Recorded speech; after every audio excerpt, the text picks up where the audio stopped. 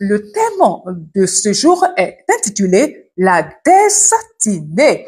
La destinée. Qu'est-ce que c'est que la destinée? On entend beaucoup, plusieurs parler de destinée, destinée dans la bouche des enfants, destinée dans la bouche des adultes, destinée dans la bouche pratiquement de presque tout le monde, je dirais. Alors, qu'est-ce que c'est? Tout de suite, pour la définition.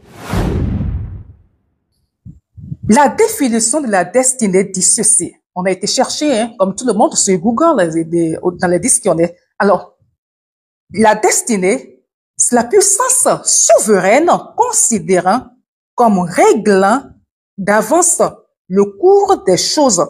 Je reprends. C'est la puissance souveraine considérant comme réglant d'avance le cours des choses. Je m'arrête ici. Terre à terre, on va dire quoi? Que la destinée est une force, est une puissance, une force, une puissance, voilà, est quelque chose qui dépasse soi, qui dépasse la capacité personnelle des humains, qui régisse, d'accord, d'avance le cours des choses. C'est-à-dire que ça ne dépend pas de vous, en fait. Ça ne dépend pas des choses en question, en fait. C'est une force au-dessus, supérieure, qui les impose. Donc, une deuxième définition dit que la destinée est le destin particulier de naître. Exemple, tenir entre ses mains la destinée de quelqu'un. OK? En trois, nous avons vie. Nous avons existence. Si on veut encore expliquer la destinée, on dira que c'est la vie. C'est l'existence. D'accord? Exemple, finir sa destinée. Finir sa destinée égale, TikTok n'aime pas ces mots-là. Juste un seul mot suffit pour couper ton lèvre. C'est égal M-O-U-R. M-O-U-R-I-R. D'accord? Finir sa destinée, c'est égal. Voilà. OK? Donc, unir sa destinée à quelqu'un, c'est l'épouser.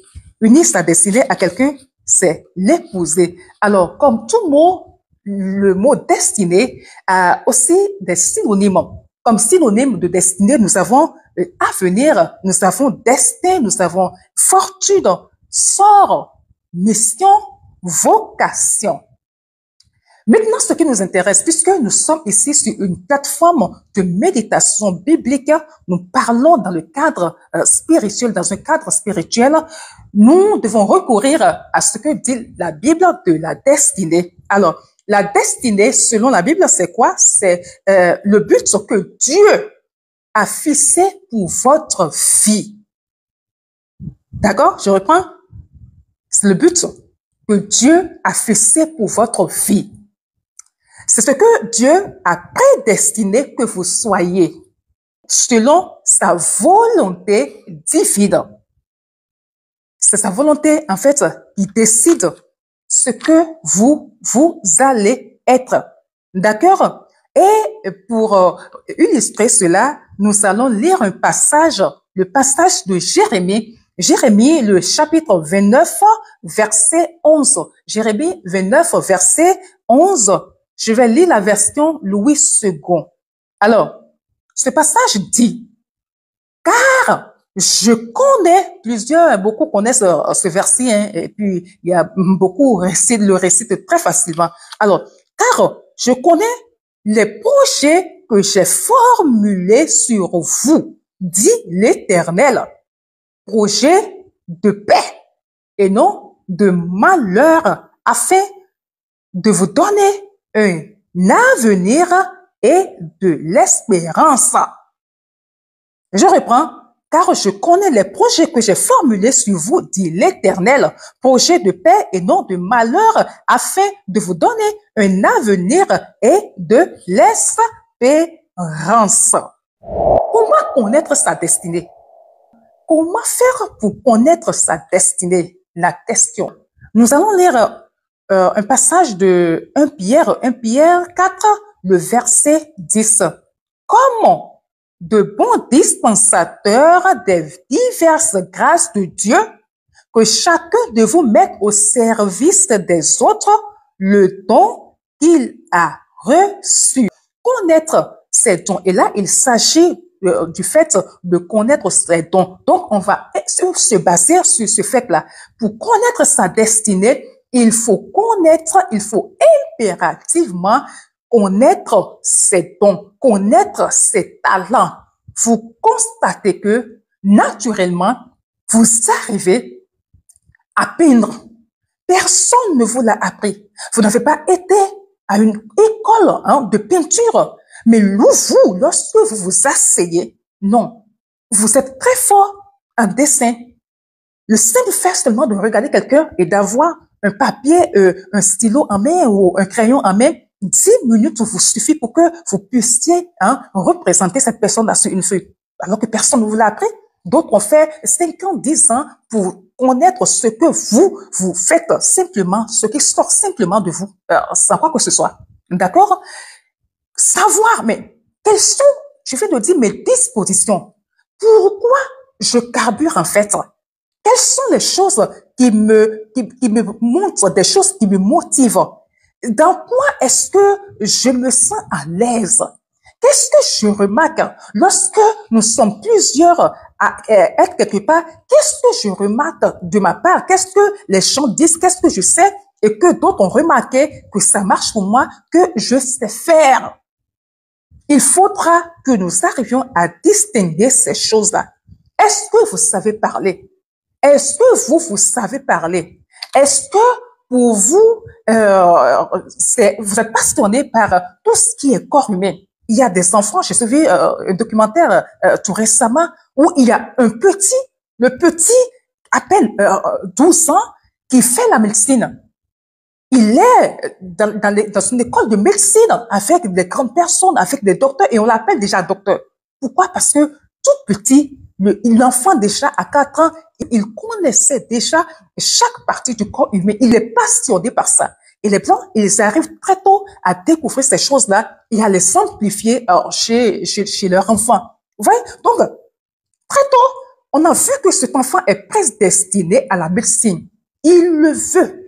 Il s'intéresse, c'est-à-dire il vit pour ça. Tout son être, tout ce que cet enfant fait, c'est de comprendre comment fonctionne le corps humain et de savoir comment faire pour guérir les gens lorsqu'ils tombent malades, lorsqu'il y a un organe qui est malade, de savoir comment est-ce que ça fonctionne et comment est-ce qu'on peut le guérir. Voilà les prédispositions de cet enfant-là. Dieu a prédestiné cet enfant à cela. Ce qui fait que très tôt, on a découvert et les parents ont su l'orienter, les parents et les enseignants ont su très tôt l'orienter. Chacun de nous, il n'y a pas un seul individu sur cette terre qui dira qu'il n'a pas de nom, ce n'est pas possible. Qu'il n'a pas, pardon, de don, c'est pas possible. Est-ce qu'il y a quelqu'un qui va dire que lui, il n'a aucun don? Est-ce qu'il y a quelqu'un au sein de vous qui peut me dire, oui, alors s'il vous plaît, moi, je sais que je sens que je n'ai pas un don. Moi, je ne sens rien. Je ne sens pas que j'ai quelque chose de particulier en moi. Est-ce qu'il y a quelqu'un comme ça? Oui, oui, oui. J'aurais bien aimé dire oui, oui, oui, oui. D'accord? J'aurais bien voulu dire oui, oui, mais là, non, je ne dis pas oui ou oui. Je dis oui ou non. Pas de réponse? OK, il n'y a pas de réponse. S'il n'y a pas de réponse, cela voudra dire que nous sommes tous unanimes sur le fait que chacun a quelque chose de particulier en lui. Qu'est-ce que vous avez de particulier? Peut-être que vous êtes en train de vous dire que vous n'avez qu'un seul don, qu'un seul talent, mais laissez-moi vous dire ceci. Des fois, et la plupart du temps, Dieu met plusieurs talents en soi. Dieu met plusieurs dons en soi. Il suffit juste de les découvrir. Et pour les découvrir, j'ai juste donné un indice. Mais il y a aussi d'autres dispositions, d'autres choses à faire, d'autres étapes, d'autres exercices de la vie spirituelle, d'accord, qu'il faut pour pouvoir découvrir ses dons, ses talents et par ricochet sa destinée, pour connaître sa destinée, à quoi Dieu nous appelle, qu'est-ce qu'il a mis en nous. OK? Nous allons prendre le cas de la reine Esther, puisque nous sommes dans un cadre biblique. Nous prenons un exemple de la Bible. Qu'est-ce que Dieu a donné à la reine Esther comme atout qui a déterminé ou qui a révélé sa destinée? Trois choses. La première, elle est intelligente. Hein? C'est une fille intelligente. La deuxième, c'est une belle fille. Et la troisième, elle est agréable. C'est-à-dire, quand on dit qu'elle est agréable, c'est que on a envie d'être avec elle. Elle n'est pas, quand, désagréable, c'est normal, agréable, désagréable, elle n'est pas désagréable envers les uns et les autres.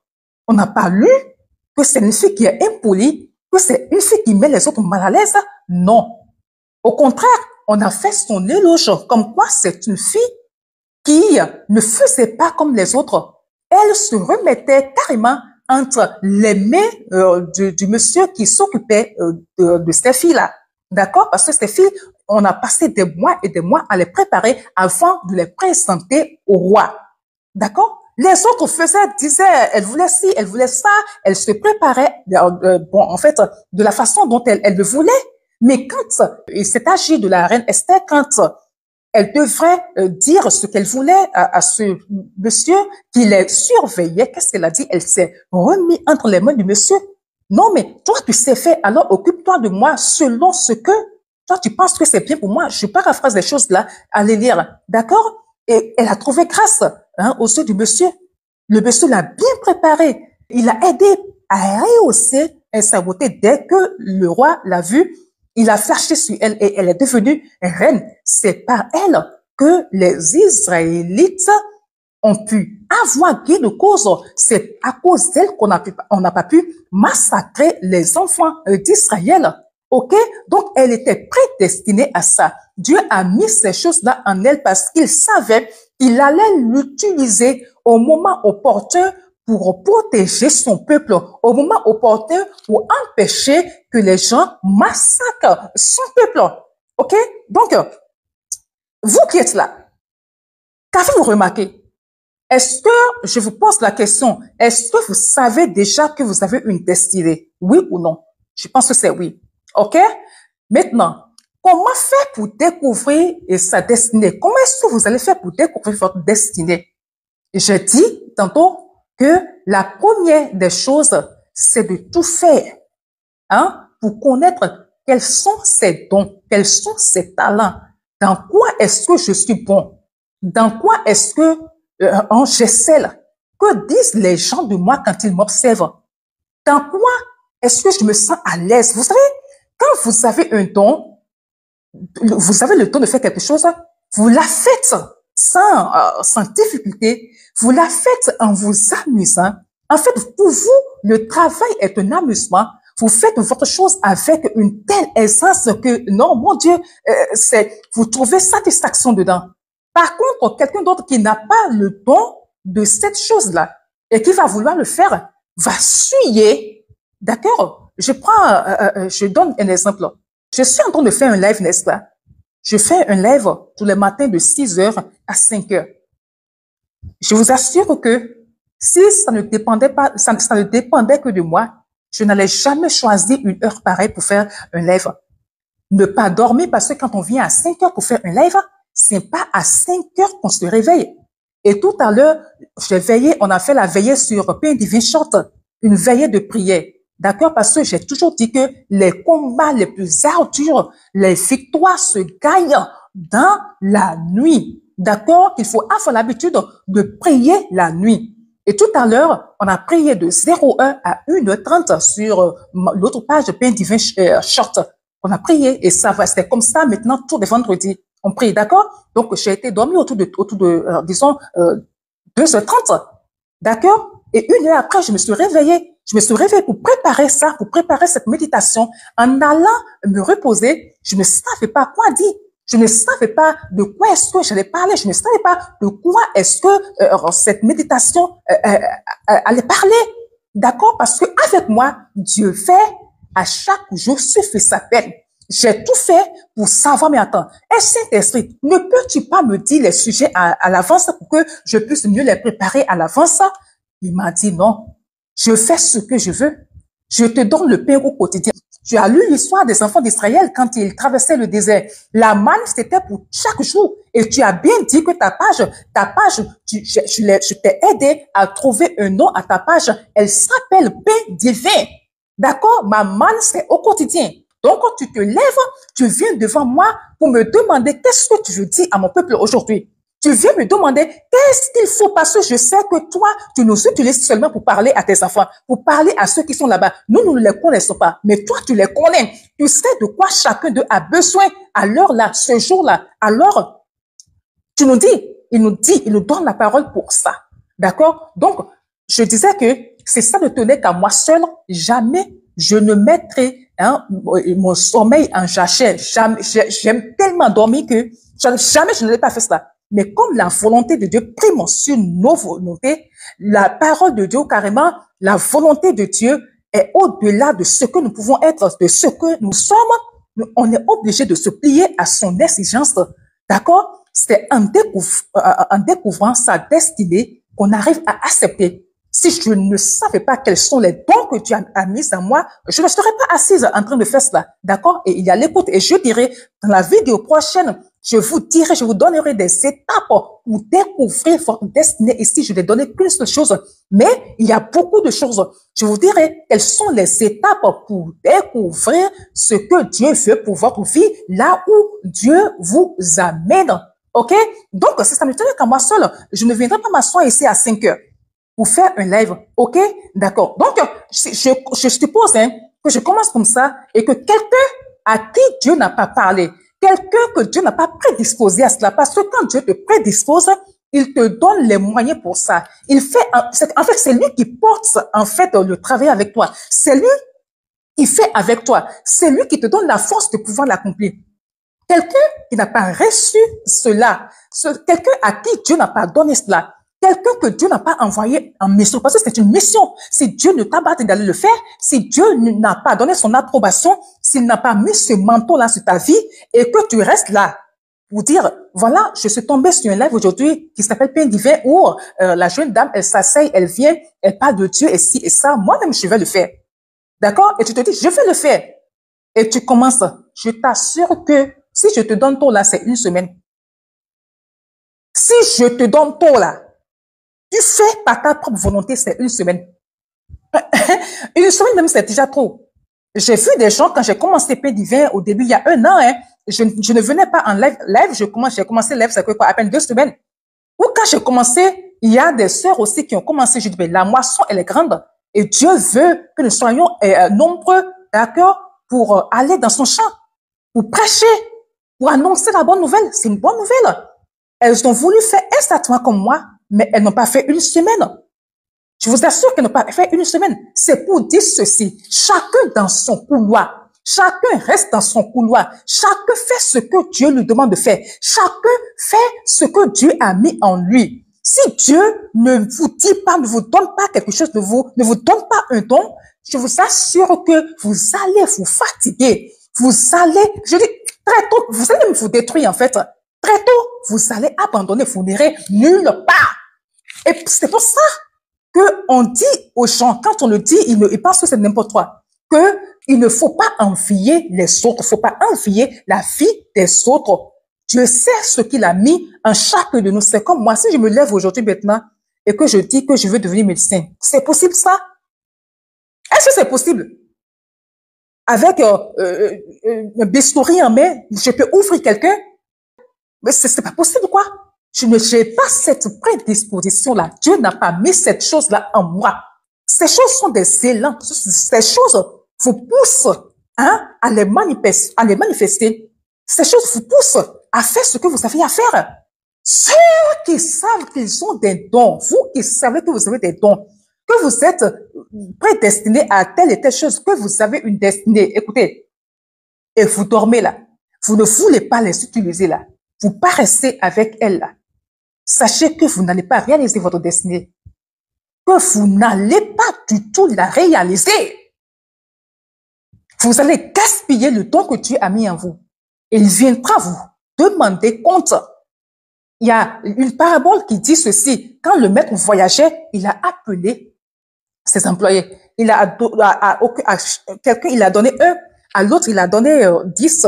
À l'autre, il a donné 5, je crois. Au retour, il a dit, mais venez me rendre compte. D'accord? Tous les autres, là, ceux qui ont reçu 5 et 10, je pense, hein, ils ont fait multiplier. Ils ont eu de bénéfices. Celui qui a reçu un talent, il est allé l'enterrer. Il a dit, en plus, au maître qu'il savait que c'est un méchant maître, quoi. Que c'était quelqu'un de méchant et que s'il arrivait, il allait demander, bref, c'est pour cela que lui, il est allé creuser un trou pour mettre son talent dedans. Voici ton talent, je te le retourne. Qu'est-ce que le maître a dit? Mauvais. Allez, lis le passage. Mauvais ouvrier tu es. Et on conclut pour dire, même celui qui a peu, on va encore lui retirer le peu qu'il a. Mais celui qui a beaucoup, on va lui en rajouter. OK? Donc, quand vous constatez que vous avez des choses en vous, des prédispositions en vous, que vous êtes destiné à faire une certaine chose, d'accord? Et c'est clair dans votre tête, ne croisez pas les bras. Ne laissez pas cette chose sommeiller en vous, parce qu'un jour, vous allez rendre compte de cela. Vous allez rendre compte tels ces ouvriers ont rendu compte à leur maître du retour de son voyage, tel au dernier jour, vous allez rendre compte de cela. C'est pour cela que nous disons au sein de nos assemblées que tout ce que Dieu nous donne comme don, c'est pas pour notre propre personne. On va revenir sur ça dans les prochaines méditations. On va en parler de long en large et ne pensez pas que c'est de votre propre chef. Si vous arrivez à faire telle et telle chose, si vous êtes capable, si vous êtes bon en telle et telle chose, que ça vient de vous, ça ne vient pas de vous. Ce sont les prédispositions de Dieu en vous. C'est votre destinée, hein, qui vous envoie dans ce sens-là. Et c'est Dieu qui l'a mis là. C'est lui qui l'a semé en vous. Alors, vous devez l'utiliser pour les autres. Dans la prochaine vidéo, je vais dire des étapes pour découvrir et accomplir sa destinée. Et je vais les énumérer, je vais les expliquer pour que vous puissiez les connaître et tout faire pour accomplir votre destinée. Merci de m'avoir suivi.